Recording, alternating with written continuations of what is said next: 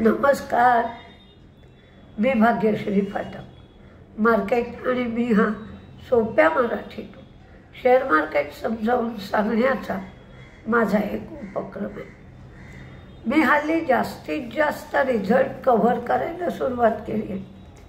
कारण कंपनी जरी लहान असली तरी कोणाकोणाच्या पोर्टफोलिओला ते शेअर असतात आणि मग त्या कंपनीचा रिझल्ट कसा लागला हे बघण्यामध्ये त्यांना इंटरेस्ट असतो. त्यामुळे जितके रिझल्ट कव्हर करता येतील, माझ्या दृष्टीपथात येतील तेवढे रिझल्ट मी हल्ली सांगत असते.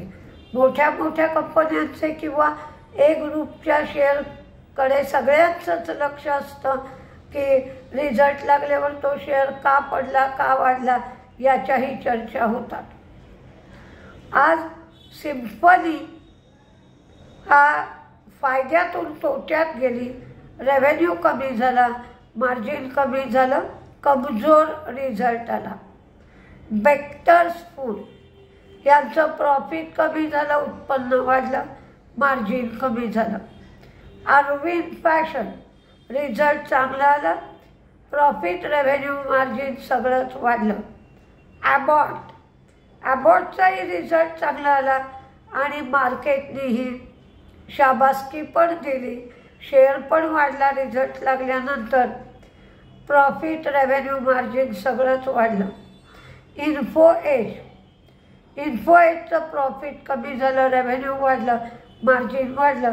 पण इन्फोएजने स्प्लिट करणार सांगितलं होतं, तसं एका शेअरचे 5 शेअरमध्ये विभाजन करणार आहे.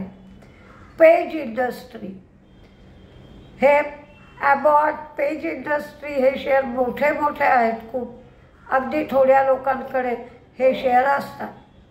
पेज इंडस्ट्रीचा पण रिझल्ट चांगला आला, प्रॉफिट वाढलं, रेव्हेन्यू वाढलं, मार्जिन वाढलं आणि पेज इंडस्ट्रीने 150 रुपये डिव्हिडंड दिला. टाटा मोटर्सची जानेवारीची JLR विक्री 70% वाढली. थंगमायल ज्वेलरीचा रिझल्ट सुंदर आला, शेअरही वाढला, प्रॉफिट, रेव्हेन्यू, मार्जिन वाढलं. सोलार इंडस्ट्रीचाही शेअरही वाढला, रिझल्टही चांगला आला, प्रॉफिट, रेव्हेन्यू, मार्जिन सगळ्याच गोष्टी वाढल्या. स्विगीचा मात्र लॉस वाढला, तो 799 कोटी झाला. पण त्यांचा रेव्हेन्यूही तेवढाच वाढला, 3049 कोटीवरनं 3993 कोटी एवढा रेव्हेन्यू वाढला आणि हा रेव्हेन्यू 31% वाढला. एव्हरेडी रिझल्ट चांगला आला, प्रॉफिट, रेव्हेन्यू, मार्जिन वाढलं. रामको सिमेंटचा तोटा वाढला, रेव्हेन्यू वाढला. कॅप्लिन पॉइंटच्या हृदयाचे ठोक्यांमध्ये जर असमतोल असेल तर त्यावरच्या औषधाला USFDAने मंजुरी दिली. अल्ट्राटेक सिमेंटच्या सोलार बांगला युनिटमध्ये 0.6 MTPA ग्राइंडिंग क्षमता त्यांनी कमिशन्ड केली. MTPA म्हणजे मेट्रिक टन पर ॲनम. ही क्षमता 0.6. Poonawalla Fincorp AI driven audit आणि गव्हर्नन्ससाठी सर्व्हिस नाऊ बरोबर करार केला. वेल्स्पन कॉर्प यांचा मिश्र आला रिझल्ट, प्रॉफिट वाढलं, मार्जिन वाढलं, पण रेव्हेन्यू कमी झालं. CCL प्रॉडक्ट्स यांचं प्रॉफिट फ्लॅट राहिलं, रेव्हेन्यू वाढलं, मार्जिन कमी झालं. रेडिंग्टनचा प्रॉफिट, रेव्हेन्यू, मार्जिन तिन्ही गोष्टी वाढल्या, रिझल्ट चांगला आला. भारताचा सर्व्हिसेस PMI 56.5 एवढा आला, पूर्वीचा 59.3 एवढा होता हा जानेवारीचा सर्व्हिस SPMI आहे. 26 महिन्याच्या लोएस्ट स्तरावर म्हणजेच किमान स्तरावर ही आकडेवारी आली आहे. तर कंपोजिट PMI 57.7 एवढा आला.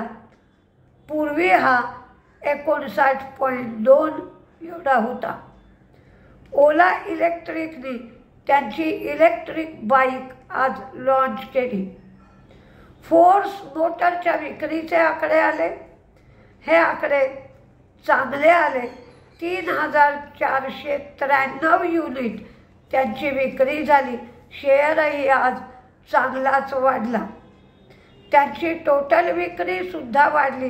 डोमेस्टिक विक्रीसुद्धा वाढली. फक्त त्यांची निर्यात कमी झाली.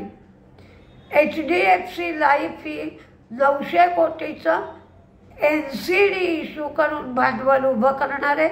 NCD म्हणजे नॉन कन्व्हर्टिबल डिबेंचर्स.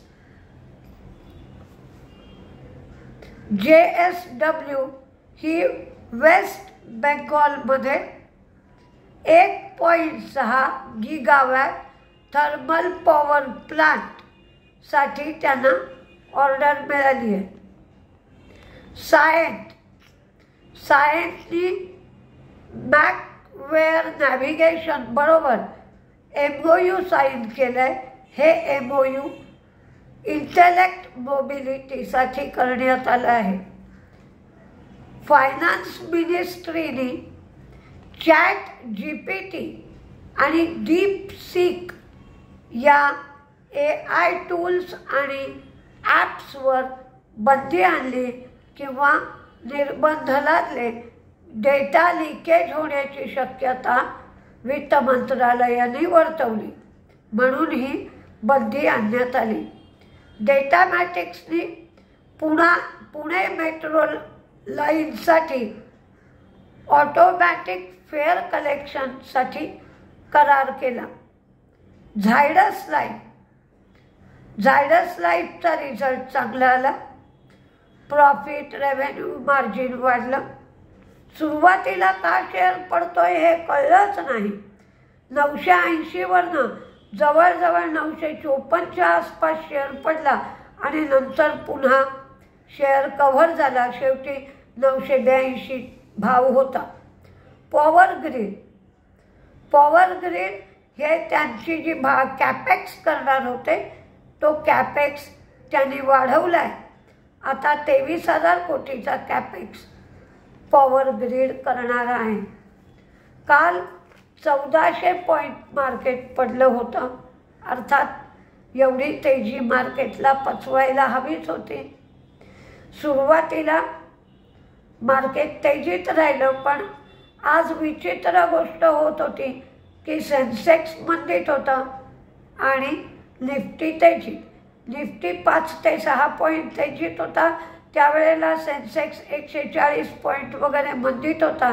याचाच अर्थ असा होतो की मोठे शेअर किंवा लार्ज कॅप शेअर जे निफ्टीमध्ये आहेत त्यांचे भाव वाढत होते, पण मिड कॅप, स्मॉल कॅप हे सगळे शेअर पडत होते. असा एकंदरीत अर्थ दिसत होता. पण शेवटी मार्केट 300 पॉईंट मंदीत गेलं. का असेना 1000 पॉईंटची तेजी. काल 1400 आणि आजचे 300 गेले. म्हटलं तरी 1100 पॉईंटची तेजी शाबूत राहिली. बघूया आता काय काय होत आहे, कसं कसं होत आहे ते. कारण RBIची पॉलिसी आहे, त्या पॉलिसीत रेट कट करतील असा एक अंदाज आहे. गेल्या 5 वर्षात रेट कट झाले नाही. तर शुक्रवारी काय होत आहे हे बघायचं. बँकांचे शेअर वाढत आहे, त्याच्यावरनं तरी वाटत आहे की रेट कट होतील. तर बघूया कसं काय काय होत आहे. पण क्रूडचा भाव जरी कमी झाला तरी डॉलर इंडेक्स वाढतोय, डॉलरचा भाव वाढतोय, रुपया वीक होतोय. आज 87ची लेवल रुपयाने तोडली. 87.40 पर्यंत जवळजवळ रुपया गेला, त्यामुळे आपल्याला क्रूड आयात करतो त्याची पेमेंट डॉलरमध्ये करावी लागते, तर कोणताही क्रूड कमी झालेल्याचा फायदा पोचू शकत नाही. त्यामुळे क्रूड कमी होत आहे म्हणून मार्केट वाढेल असं कॅल्क्युलेशन करण्यात अर्थ नाही. बघूया आता उद्या सकाळचं दर्शन काय वेगळं होत आहे. ट्रम्प काय करतायत.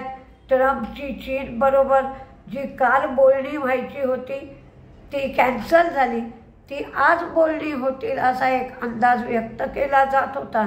तर चीनला जे टॅरिफ लावलेत किंवा चीन जे टॅरिफ लावणार आहे तर त्याबाबत काय होत आहे ते आपल्याला उद्या कळत आहे का पाहूया.